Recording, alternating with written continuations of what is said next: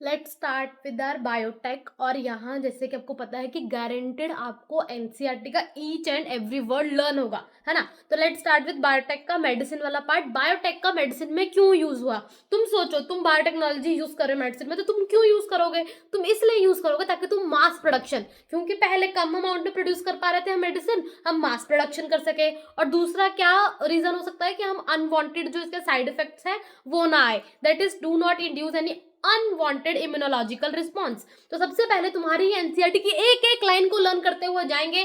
पहला चीज किसकी एडवांटेज दो बतानी है। सबसे पहले enable mass production of safe and effective therapeutic drugs, ताकि थेरेपेटिक ड्रग्स का हम मास प्रोडक्शन कर सके जो कि हमारे लिए सेफ भी हो। दूसरा क्या है, ये do not induce any unwanted immunological response. इसका मतलब हमारी इम्यून सिस्टम कुछ भी अनवांटेड रिस्पॉन्स ना दे, है ना, क्योंकि आप कुछ भी 2 टके की चीज लगा लोगे हमारी इम्यून सिस्टम रिएक्शन करेगी, तो वो सब ना करे। तो पहला क्या होना चाहिए, साइड इफेक्ट ना हो। दूसरा पहला क्या है, मास प्रोडक्शन बहुत सारा प्रोड्यूस हो और उसका कोई साइड इफेक्ट ना हो। तो 2 पॉइंट, दैट इज 2 डिसएडवांटेज क्या है इसके, mass production of safe therapeutic drugs and दूसरा is do not induce any unwanted side effects. ठीक है, अब तुम्हारी एनसीईआरटी में दिए गए हैं कि हमारी जो बायोटेक को हमने यूज करके मेडिसिन बनाई है, 30 रिकम्बिनेंट थेरेपेटिक ड्रग्स हमने बनाए हैं जो कि वर्ल्ड वाइड अप्रूव्ड है।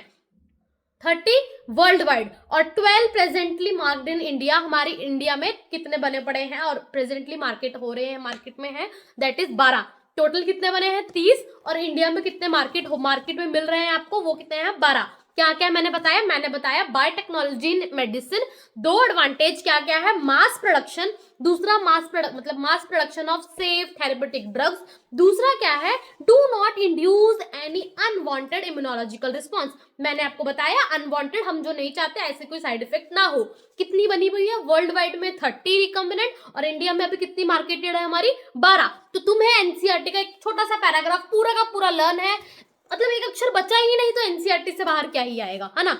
उसके बाद आता है सेकंड पैराग्राफ जो तुम्हारी एनसीईआरटी में, उसके नीचे है बायोटेक के जेनेटिकली इंजर्ड इंसुलिन। इंसुलिन को हमने जेनेटिकली इंजर किया, इंजर्ड करना मतलब इंजीनियरिंग करके बनाया। तो वो इंजीनियरिंग क्यों करी, हम तो बायो के स्टूडेंट है ना मैडम, ये क्या इंजीनियरिंग कर रहे हैं। हाँ सांस लो, हम कैसे इंजीनियरिंग कर रहे हैं वो सुनो। अब हमने ये जेनेटिकली इंजर्ड इंसुलिन क्यों इंजीनियरिंग क्यों करी, हमने इंजीनियरिंग इसलिए करी कि पहले अर्लियर मतलब पहले जो हम इंसुलिन बना रहे थे वो हम कहीं पे किसी पर अत्याचार करके ले रहे थे, क्योंकि हम इंसान जात दूसरों पर अत्याचार करने के लिए ही बने हैं। तो हमने किनसे इंसुलिन लेना शुरू कर दिया, स्लॉटर्ड कैटल्स और पिग से। इनके पेनक्रियास से हमने क्या लेना शुरू कर दिया, इंसुलिन को लेना शुरू कर दिया, जिसने कॉज क्या करी, एलर्जी। जिसने क्या कॉज करी, एलर्जी। अब अगर ये एलर्जी कॉज कर रहा है तो हमने कुछ तो अलग करना पड़ेगा। तो इसीलिए लेटर हमने बनाई जो जेनेटिकली इंजर्ड इंसुलिन, उसको बोला जाता है ह्यूमिलिन। क्या बोला जाता है, ह्यूमिलिन। ये एनसीईआरटी में नहीं दिया होगा बट तुम्हारे नीट में काम आएगा। ह्यूमिलिन जो कि सिंथेसाइज्ड इंसुलिन है। ठीक है, मैंने क्या क्या बताया, मैंने आपको बताया 2 एडवांटेज क्या क्या है हमारी इंसुलिन की बायोटेक का मेडिसिन में। सबसे पहला इसकी हमें मास प्रोडक्शन मिल जाए, मास प्रोडक्शन होने के बाद हमें कोई अनवांटेड साइड इफेक्ट या फिर अनवांटेड इम्यूनोलॉजिकल रिस्पॉन्स ना आए। वर्ल्ड वाइड पे कितनी है, 30 है और रिकम्बिनेंट मेडिसिन, और इंडिया में कितनी अभी मार्केट में प्रेजेंट है, दैट इज 12। फिर हमने पढ़ा जेनेटिकली इंजर्ड इंसुलिन। पहले आप बताएंगे कि हम जेनेटिकली इंजर्ड इंसुलिन काहे कर रहे हैं, क्या हमारे मन में गुदगुदी हो रही है इंजीनियरिंग करने की, नहीं, क्योंकि अर्लियर हम जो इंसुलिन ले रहे थे वो हम कहां से ले रहे थे, हम स्लॉटेड कैटल और पिग के पेनक्रियास से ले रहे थे, और उसने क्या कॉज कर दी, एलर्जी। अब हम नहीं चाहते एलर्जी ना हो, तो हम जैसे नमूने बायो के बच्चों को इंजीनियरिंग करनी पड़ी। तो उन्होंने लेटर क्या बनाया, ह्यूमिलिन, जो कि क्या है हमारा सिंथेसाइज्ड इंसुलिन। अब इंजीनियरिंग कैसे करेंगे वो मैं आपको बताऊंगी। पर नॉर्मल पहले आप जानेंगे कैसा नॉर्मल है, फिर हमने जो करा वो, तो पहले हमने इंसुलिन बनाने के लिए कैसा वो पाया जाता है, कहां से हम पहले लेते थे, हम कहां से लेते थे, स्लॉटर्ड कैटल्स एंड पिग से, जिसकी डिसएडवांटेज क्या थी, एलर्जी कॉज कर रहा था, इसलिए हमने इंसुलिन बनाना शुरू कर दिया। नॉर्मली इंसुलिन के स्ट्रक्चर में क्या देखा जाता है, जब इंसुलिन हमारी बॉडी में बनता है तो वो प्रो हार्मोन, प्रो एंजाइम या फिर इमेच्योर इंसुलिन कह लो। पहले इंसुलिन का एक नमूना बनता है, फिर उससे मैच्योर इंसुलिन बनता है। ठीक, हमारी बॉडी में इंसुलिन कैसे बनता है, पहले प्रो एंजाइम बोल देते हैं या हम उसको प्रो हार्मोन बोल देते हैं। ये दोनों किसके नाम है? ये इमेच्योर इंसुलिन का नाम है। तो मैडम इमेच्योर और मैच्योर इंसुलिन में फर्क क्या है वो मैं आपको बताऊंगी। ओके, तो हमने क्या बोला, इंसुलिन के स्ट्रक्चर में नॉर्मली कैसे वो सिंथेसाइज होता है, पहले इमेच्योर इंसुलिन बनता है। इमेच्योर इंसुलिन मतलब प्रो हार्मोन या फिर pro enzyme. Insulin is a hormone, इसलिए इसका नाम प्रो हार्मोन है क्योंकि ये इमेच्योर है। तो अब ये प्रो हार्मोन या प्रो एंजाइम या इमेच्योर इंसुलिन का स्ट्रक्चर कैसा होता है?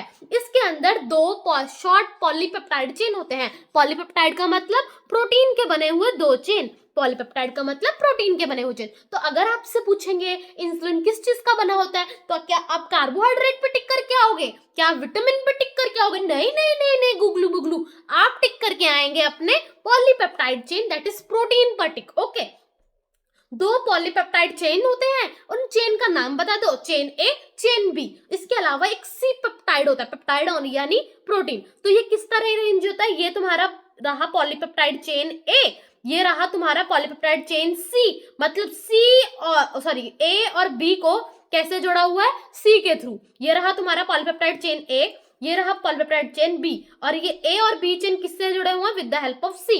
तो मैंने अभी तक क्या बताया? इमेच्योर इंसुलिन, दूसरा नाम प्रो हार्मोन, तीसरा नाम प्रो एंजाइम। आप अपने आप को ऐसे सुनाएंगे, इंसुलिन का स्ट्रक्चर पहले आप बताएंगे कैसे सिंथेसिस होता है। इमेच्योर इंसुलिन, दूसरा नाम प्रो हार्मोन, तीसरा नाम प्रो इंसुलिन। क्या होता है इनके स्ट्रक्चर में? दो पॉलीपेप्टाइड चेन होते हैं, शॉर्ट पॉलीपेप्टाइड चेन का नाम क्या है? Chain A chain B. Chain A और चेन बी जो ये दो चेन है, ये आपस में कैसे जुड़े हुए हैं? डाइसल्फाइड बॉन्ड, वो मैं आपको दिखाऊंगी। ठीक, इसके अलावा इनके पास एक और चेन होता है that is C peptide chain. ठीक है, ये चेन ए और चेन बी कैसे जुड़े हुए हैं? डाइसल्फाइड। डाइसल्फाइड मतलब दो सल्फर वाला बॉन्ड। आप ये दो मत समझो, इसके बीच में ये और भी हो सकता है। दो सल्फर वाला बॉन्ड मतलब ये एक सल्फर दो, this is known as disulphide bond. समझ गए?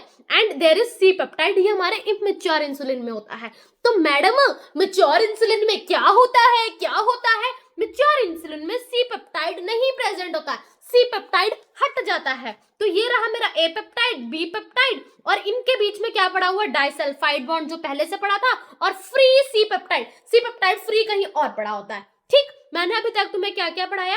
मैंने पढ़ाया कि हमारा बायोटेक का मेडिसिन में क्या यूज है। आप बोलेंगे कि हम बहुत सारा मेडिसिन बना सके, थेरेप्यूटिक ड्रग बना सके। दूसरा, जो इतना सारा ड्रग बनाया है इसका कोई भी हमें साइड इफेक्ट ना हो, या फिर हम बोल सकते हैं do not induce any immunological response. फिर हमने बताना है कि कितने हमारे ड्रग्स बने, हमारे वर्ल्ड वाइड में बने 30, और हमारी इंडिया में कितने भी मार्केट हो रहे हैं वो है 12। हमने इंसुलिन का स्ट्रक्चर या जेनेटिकली इंजर्ड इंसुलिन क्यों करा?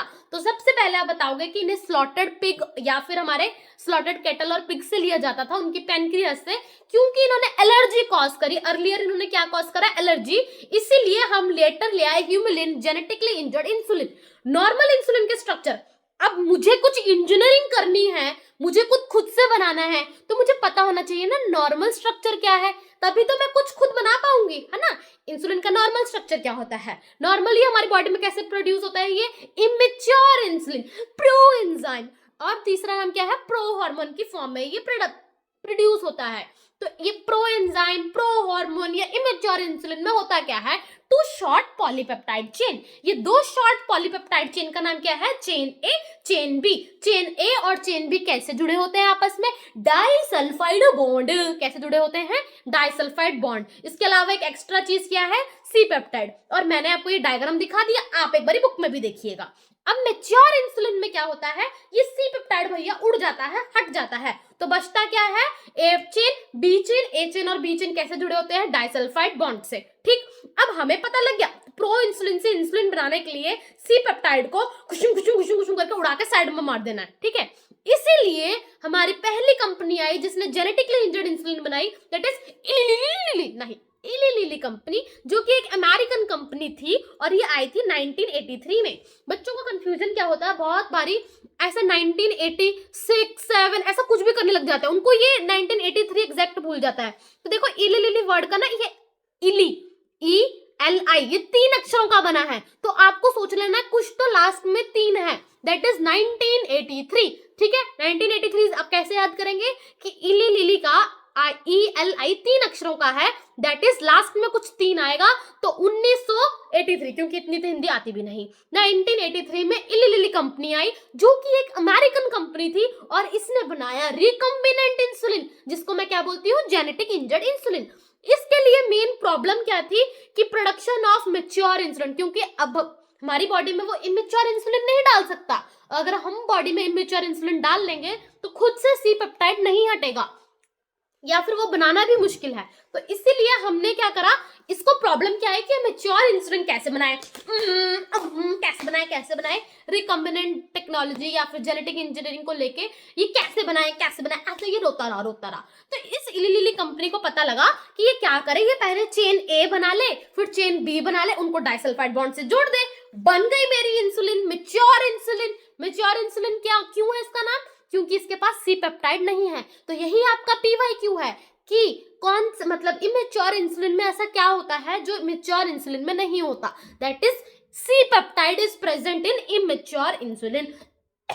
हाँ, तो इसने क्या सोल्यूशन निकाला, इसने डीएनए सीक्वेंस लिया, उसने समझो मेरा डीएनए सीक्वेंस लिया, मेरे एक डीएनए सीक्वेंस का वो जीन जिस जीन की वजह से मेरी बॉडी क्या बना रही थी, चेन ए, उसने वो जीन निकाल लिया, इसने वो डीएनए का सीक्वेंस निकाल लिया जिसकी वजह से बॉडी क्या बना रही थी, चेन ए। तो डीएनए सीक्वेंस फॉर चेन ए इसने निकाल लिया और उसको इंट्रोड्यूस किस में कर दिया, प्लाज्मिड में। प्लाज्मिड क्यों यूज होता है, कैसे यूज होता है, तुम्हें प्लाज्मिड के बारे में बहुत अच्छे से पता है कि वो खुद से सेल्फ रेप्लिकेटिंग होता है। जब भी मैं चेन ए वाला डीएनए सीक्वेंस इसके साथ जोड़ दूंगी तो वो उसको रेप्लिकेशन में हेल्प करेगा। तो DNA sequence from chain A और उसको इंट्रोड्यूस करा प्लाज्मिड में और प्लाज्मिड को लेकर डाल दिया इकोलाई में। प्लाज्मिड यहाँ पे क्या काम कर रहा है, वेक्टर की तरह काम कर रहा है। बायोटेक अगर थोड़ी सी भी पता होगी तो ये आसान होगा आपके जानने के लिए, है ना। तो डीएनए सीक्वेंस लिया किसका, जो चेन ए बनाता है, उसको प्लाज्मिड में बिठाया। प्लाज्मिड इज अ व्हीकल, गाड़ी, वेक्टर, जो ऐसे वू करके उसको इकोलाई में हम डाल देंगे। अब इकोलाई जो है वो हमारा ऐसा बैक्टीरिया है जो कि हर 20 मिनट के बाद रेप्लिकेट कर जाता है और वो बहुत सारा चेन ए ऐसे मेरे पास बहुत सारी चेन ए बना देगा। दूसरा, मैंने फिर से डीएनए सीक्वेंस लिया मेरे शरीर में से, मान लो मेरे शरीर से लिया और फिर उसको प्लाज्मिड में इंट्रोड्यूस करा। प्लाज्मिड में क्यों, क्योंकि प्लाज्मिड एक्ट एज वेक्टर, जिसके वजह से वो इकोलाई में डाला जा सकता है। मैं डायरेक्टली इकोलाई में डालूंगी वो नहीं जाएगा बिकॉज वो उसको फॉरेन ऑर्गेनिज्म की तरह ट्रीट करेगा। इसीलिए हमने डीएनए सीक्वेंस लिया चेन बी का, उसको प्लाज्मिड में डाला, फिर इकोलाई के अंदर इकोलाई अब प्रोड्यूस करने लगी बहुत सारी चेन बी। अब चेन ए बहुत सारा पड़ा है, चेन बी बहुत सारा पड़ा है and they are separately produced. अब उनको हम कंबाइन कर देंगे बाय इनके बीच में डाइसल्फाइड बॉन्ड क्रिएट करके और मेरा बन गया मैच्योर इंसुलिन। ठीक है, मैं दोबारा से बताती हूँ इली लिली कंपनी ने बनाई थी मैच्योर इंसुलिन। कब, एक अमेरिकन कंपनी थी, कब बनाई थी, क्योंकि मैम ELI 3 अक्षरों का है तो 1983 में। इसने सबसे मेजर चैलेंज क्या आया था इसको कि ये कैसे बनाएगा हमारा रिकम्बिनेंट टेक्नोलॉजी को यूज करके mature insulin production. Challenges production of mature insulin using recombinant DNA technology. तो इसका सोल्यूशन क्या निकला, इसने डीएनए सीक्वेंस लिया for chain A, introduced in the plasmid के बाद इकोलाई में और फिर देन इसने क्या प्रोड्यूस करा, चेन ए। फिर डीएनए सीक्वेंस लिया for chain B, introduced in plasmid, फिर उससे चेन ए बहुत सारा प्रोड्यूस हो गया सेपरेटली एंड इन दोनों को जोड़ा गया बाय डाइसल्फाइड बॉन्ड और इससे मेरा क्या बन गया, मैच्योर इंसुलिन। एक बार दोबारा सारा बता दूं, अभी तुम्हें सारा का सारा लर्न होगा। सबसे पहले आपने बताना है बायोटेक्नोलॉजी का मेडिसिन में यूज। 2 एडवांटेज फटाफट से बता दोगे कि ताकि पूरी दुनिया को पता लग जाए कि हम बायोटेक का मेडिसिन में क्यों यूज कर रहे हैं। पहला, ताकि बहुत सारा प्रोड्यूस कर सके, मास production of safe therapeutic drugs. दूसरा, वो जो ड्रग्स बना रहे हैं ना वो सेफ होना चाहिए, do not produce any immunological response. कितने हमारे इंडिया में है, 30 जो कि प्रेजेंटली मार्केटेड हो रहे हैं इंडिया में। टोटल कितने बने हैं वर्ल्ड वाइड, दैट इज हमारे, मैंने 30 बोला, इंडिया में कितने हैं 12 और वर्ल्ड वाइड में कितने हैं 30। ठीक, फिर then is a genetically engineered insulin. अब ये जो जेनेटिकली इंजर्ड इंसुलिन है हम खुद बनाएंगे, इंजीनियरिंग करने लग जाएंगे। इंजीनियरिंग करनी है, बनानी है तो कोई तरीका होना चाहिए। क्यों हम ये सब कर रहे हैं, क्योंकि अर्लियर हमने इंसुलिन कहां से लिया था, स्लॉटर्ड कैटल एंड पिग के पेनक्रियास से। इसका डिसएडवांटेज निकला कि एलर्जी हो रही है, इसलिए लेटर हम आ गए अपनी जेनेटिकली इंजर्ड इंसुलिन बनाने जिसको बोला जाता है ह्यूमिलिन। अब हमने इसको कैसे बनाया, 1983। अच्छा, नॉर्मल स्ट्रक्चर जान लो पहले। Short chain of short polypeptide chain A और शॉर्ट पॉलीपेप्टाइड चेन बी, इन दोनों को जोड़ा कैसे, with the help of disulphide bond, और इसके साथ हमारे पास एक सी पेप्टाइड पड़ा था which is known as immature insulin. Immature insulin का दूसरा नाम प्रो हार्मोन, तीसरा नाम प्रो एंजाइम। अगर ये मेच्योर में कन्वर्ट होगा तो इसमें से क्या उड़ जाएगा, सी पेप्टाइड। अब हमारी इली लिली कंपनी आई जिसने क्या बनाया, जिसने बनाया हमारी रिकम्बिनेंट इंसुलिन। कैसे बनाई इसने रिकम्बिनेंट इंसुलिन, तो पहले आप बताओगे इसको चैलेंज क्या फेस करना पड़ा। चैलेंज क्या था इसके लिए, production of mature insulin using recombinant DNA technology. तो इसका सोल्यूशन क्या निकाला इसने कि डीएनए का सीक्वेंस लिया for chain A, DNA sequence for chain B. जो DNA sequence for chain A के लिए लिया था उसको डाला किसमें, प्लाज्मिड में, जो उसके लिए वाइकल की तरह काम करेगी, और इकोलाई में हम इंट्रोड्यूस करेंगे। इकोलाई डिवाइड करेगा, बहुत सारा चेन ए प्रोड्यूस होगा, फिर चेन बी का डीएनए सीक्वेंस लेंगे इंट्रोड्यूस्ड इन द प्लाज्मिड, और फिर हमारा इकोलाई में डालने के बाद बहुत सारा चेन बी, चेन ए और चेन बी को डाइसल्फाइड बॉन्ड से जोड़ेंगे, और ये रहा हमारा मेच्योर इंसुलिन। तुम खुश मैं खुश, और यहां तक हमारा इंसुलिन खत्म। सबसे पहले हमने क्या बोला, सबसे पहले 2 एडवांटेज बताए, फिर हमने बताया वर्ल्ड वाइड और इंडिया में कैसा है, फिर हमने बताया जेनेटिक इंजर्ड इंसुलिन, जो कि सबसे पहले हम ये बताएंगे कि जेनेटिक इंजर्ड इंसुलिन हम कर क्यों रहे हैं, क्योंकि नॉर्मली ये हम पिग और स्लॉटर्ड से ले रहे थे, जिसकी वजह से वो हमें एलर्जी कॉज कर रही थी, इसीलिए हमने जेनेटिकली इंजर्ड इंसुलिन करा। फिर आप बताओगे नॉर्मल स्ट्रक्चर क्या है इंसुलिन का, फिर आप बताओगे ह्यूमिलिन कैसे बनाया हमने, किस कंपनी ने बनाया, लिली कंपनी, कौन से साल में बनाया वो आप मुझे बताएंगे। होप मैं उम्मीद कर सकती हूँ कि आप मुझे सही बताएंगे, है ना। नेक्स्ट जो बायोटेक में यूज हुआ that is our gene therapy. कौन सी थेरेपी है जिसको लेके इतना लोग मजा कर रहे हैं, सबसे पहले ये जीन थेरेपी एक 4 साल की लड़की को दी गई थी। ये एक ऐसा कलेक्शन ऑफ मेथड है जिसमें हम अपनी जीन की करेक्शन कर सकते हैं। अगर मेरे जीन में कोई गलती हुई है ना, उसको सही कर सकते हैं। This is a collection of method that allow the correction of gene defect. Gene में जो गलती है उसको सही कर देना। जो अब वो कब सही करोगे, अगर ये डायग्नोस हो गया मेरे जैसी लंबी सी लड़की पे, लंबी तो छोड़ो, मतलब उम्र में बड़ी, वो लंबी तो मैं बहुत ज्यादा, छोड़ो, that has been diagnosed in child और एम्ब्रियो। जब छोटे बच्चों में डायग्नोस है या एम्ब्रियो के स्टेज में डायग्नोस हो जाए तो क्या बोलना है इसकी डेफिनेशन। जीन थेरेपी क्या है, collection of method that allow correction of gene defect.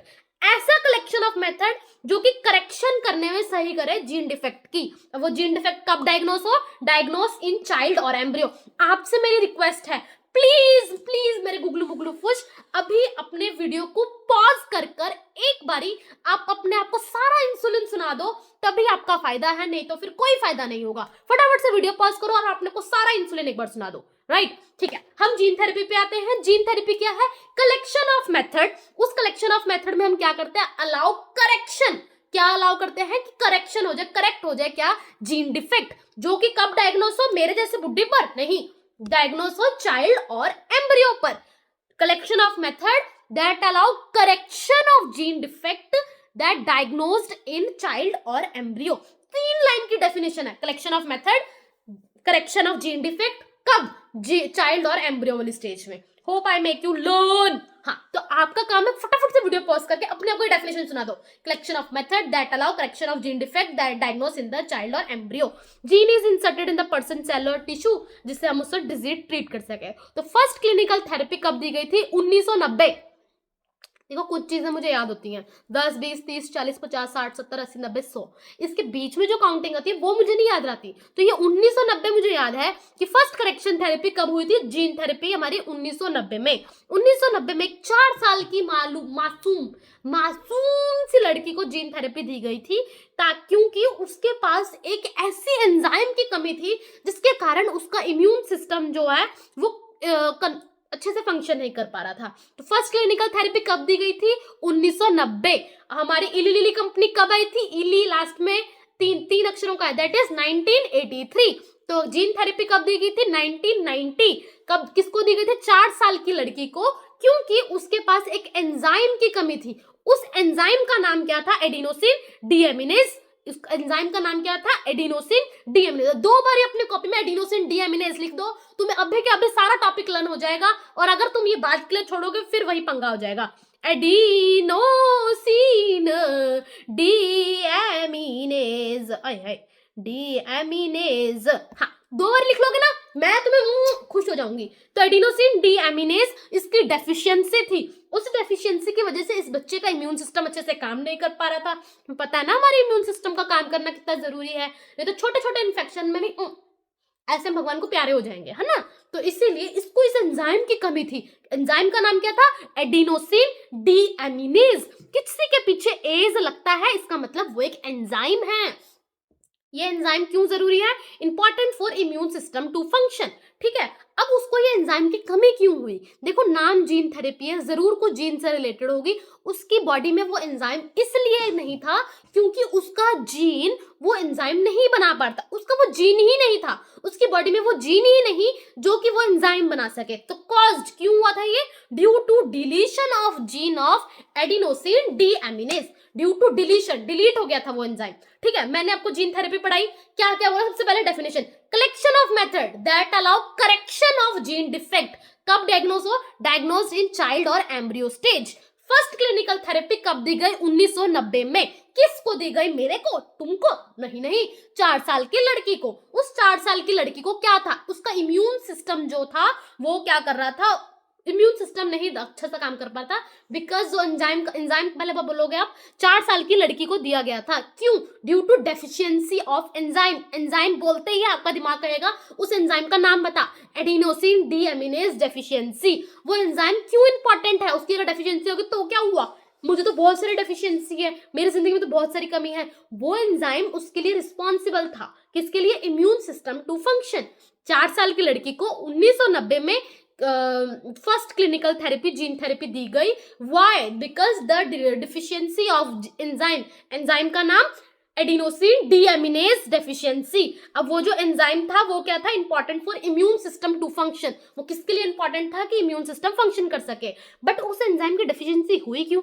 Due to deletion of gene that is responsible for the obviously production of adenosine deaminase. तो इसका ट्रीटमेंट क्या है? इसका ट्रीटमेंट है मैम बोन मैरो ट्रांसप्लांटेशन। बहुत सुनते हो आप बोन मैरो ट्रांसप्लांटेशन, बट पता नहीं क्या है बोन मैरो ट्रांसप्लांटेशन। हमारा जो बोन मैरो होता है हमारी बॉडी में, हमारे जैसे ये बोन्स है ना, इस बोन की एंडिंग में बोन मैरो होता है। वो जो बोन मैरो होता है वहां पर सेल बहुत तेजी से बनते होते हैं। कौन से सेल्स? हमारे जो आरबीसी, डब्ल्यूबीसी, फलाना ढमकाना, हमारे सेल्स बन रहे होते हैं। तो हमारे काफी सेल्स जो बन रहे होते हैं, तो हम ये एक्सपेक्ट करते हैं कि अगर वहां पे हम उसकी ट्रांसप्लांटेशन कर दें तो वो हमारे सेल्स ऐसे बनाएगा जो कि जीन, जिनके पास ये जीन होगा, ठीक है।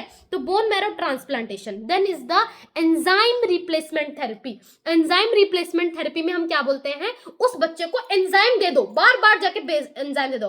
Functional ADA given to the patient by the injection. मतलब मैं ऐसे एंजाइम करके एंजाइम डाल दूं। पहला इज मुद्दे से ही बात सही कर दो, बोन मैरो ट्रांसप्लांट कर दो, उसका बोन मैरो खुद ही फिर वो एंजाइम प्रोड्यूस करने लग जाएगा। मान लेते हैं कि बोन मैरो ट्रांसप्लांटेशन नहीं हुई, तो उसकी बॉडी में करके एंजाइम डाल दो, that is enzyme replacement therapy, ERT। अगर आपको ERT डालेंगे आप डर नहीं जाओगे कि ये क्या बात बोल दी। ERT is enzyme replacement therapy. Functional ADA is given to patient by injection. Patient को इंजेक्शन के थ्रू एंजाइम दे दो। थर्ड इज जीन थेरेपी, जिसके बारे में हम बात कर रहे हैं। इसके लिए हम इनके लिम्फोसाइट्स को लेके करेंगे क्या? इसमें सबसे पहले पेशेंट की बॉडी से लिम्फोसाइट्स को लेंगे, जो कि जैसे मेरे को जीन थेरेपी की जरूरत है तो वो मेरी बॉडी से करके लिम्फोसाइट्स ले लेंगे, ठीक है। ब्लड लेंगे, ब्लड में से लिम्फोसाइट निकालेंगे। अब ये जो लिम्फोसाइट है उन्होंने क्या करना है? एक कल्चर प्लेट में मेरा एक लिम्फोसाइट रखना है और एक ऐसा वायरस, पहले मैं अपना लिम्फोसाइट, ये मेरा लिम्फोसाइट है, ठीक है, मैं अपनी प्लेट के अंदर यहाँ पे साइड पर रख रही हूँ। हाँ, तो ये ना मेरा प्लेट है, ठीक है, ये बिल्ली नहीं है, ये मेरा प्लेट है जिसके अंदर मैंने अपना लिम्फोसाइट निकाल के इसके ऊपर रख दिया, ठीक है। ये मेरा लिम्फोसाइट यहाँ पे पड़ा है। अब मेरा ये जो अब ये जो मेरा लिम्फोसाइट यहाँ साइड पे पड़ा है, हम क्या करेंगे? इधर एक वायरस लेंगे। ये जो वायरस इधर मैं ले रही हूँ, इसके अंदर मैं वो जीन डाल दूंगी जो एडिनोसिन डीएमिनेज बनाएगा। वायरस के पास वो डीएनए का सीक्वेंस डाल देंगे जो कि वायरस के अंदर एडिनोसिन डीएमिनेज बनाएगा, ठीक है। अब मेरा ये जो वायरस है, इसके पास जो जेनेटिक मटेरियल है वो एडिनोसिन डीएमिनेज बना रहा है, तो मैं ये वायरस उठाऊंगी और अपने इसको क्या कर दूंगी, लिम्फोसाइट को इन्फेक्ट कर दूंगी। ये मेरा लिम्फोसाइट है जो कि कहां से निकाला गया, from the patient blood. Lymphocyte लिया गया और इसके बाद इसको वायरस से इन्फेक्ट कराया। कोई वायरस है, कोरोना वायरस से इन्फेक्ट कर दूं, उड़ा दूं बच्चे को, नहीं, वो वायरस से इन्फेक्ट करूंगी जिसके पास मेरा जीन ऑफ इंटरेस्ट होगा, जिसके पास मेरा एडिनोसिन डीएमिनेज एंजाइम होगा। तो अब ये वायरस क्या करेगा, वायरस अपने इन्फेक्ट कैसे करता है, अपना जेनेटिक मटेरियल अंदर डालने के लिए। ये अपना जेनेटिक मटेरियल अंदर डालेगा लिम्फोसाइट के अंदर। अब ये जो मेरा लिम्फोसाइट होगा ये एडिनोसिन डीएमिनेज प्रोड्यूस करना शुरू कर देगा, बिकॉज इसके पास वो जेनेटिक मटेरियल था जो एडिनोसिन डीएमिनेज प्रोड्यूस करता था। उसने अपना इन्फेक्शन करने के लिए जेनेटिक मटेरियल लिम्फोसाइट में डाल दिया। अब मेरा ये लिम्फोसाइट एडिनोसिन डीएमिनेज प्रोड्यूस करना शुरू कर गया।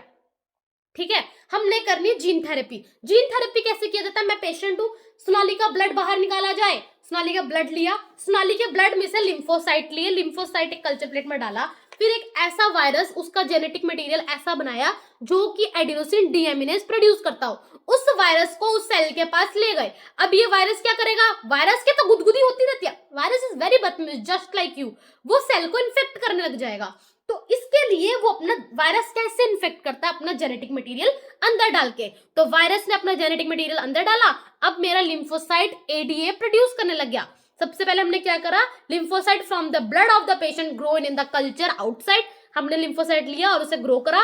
फिर रेट्रोवायरस वेक्टर जिसके पास एडीए डीएनए है उसको इंट्रोड्यूस करा लिम्फोसाइट में। This lymphocyte return to the patient since the cells are not immortal, क्योंकि सेल्स एक टाइम के बाद मर जाएंगे, तो इसीलिए हम नहीं इस मेथड को परमानेंट क्योर कंसीडर नहीं कर सकते।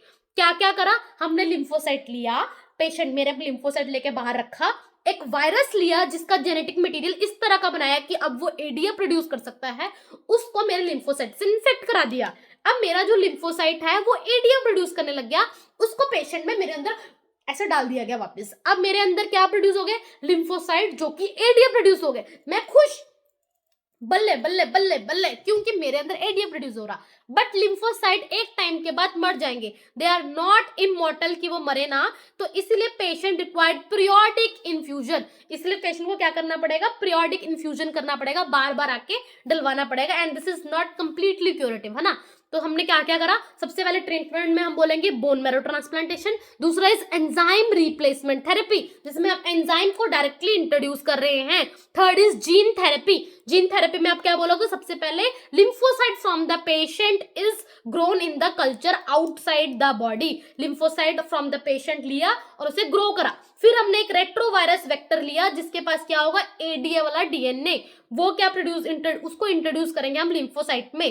This lymphocyte return to the patient, अब उस लिम्फोसाइट को पेशेंट में रिटर्न कर दिया। Since cells are not immortal, cells हमेशा के लिए जिंदा नहीं रह सकते, patient required periodic infusion and this is not completely curative. तो परमानेंट क्योर क्या है, हम परमानेंट क्योर ये है कि हम जीन को आइसोलेट कर ले। कौन सा जीन, वो जीन जो कि हमारा एडीए प्रोड्यूस कर रहा था मैरो सेल से, बोन मैरो सेल से, उस जीन को आइसोलेट कर दे, उस जीन को इंट्रोड्यूस कर दे हमारे सेल में जब वो जो बच्चा है वो एम्ब्रियोनिक स्टेज में हो, ताकि अब वो जो जब सेल बच्चे में इंट्रोड्यूस होगा वो सेल डिवाइड भी करेगा और वो बच्चे में उसको लाइफ लॉन्ग परमानेंट क्योर मिल जाएगा।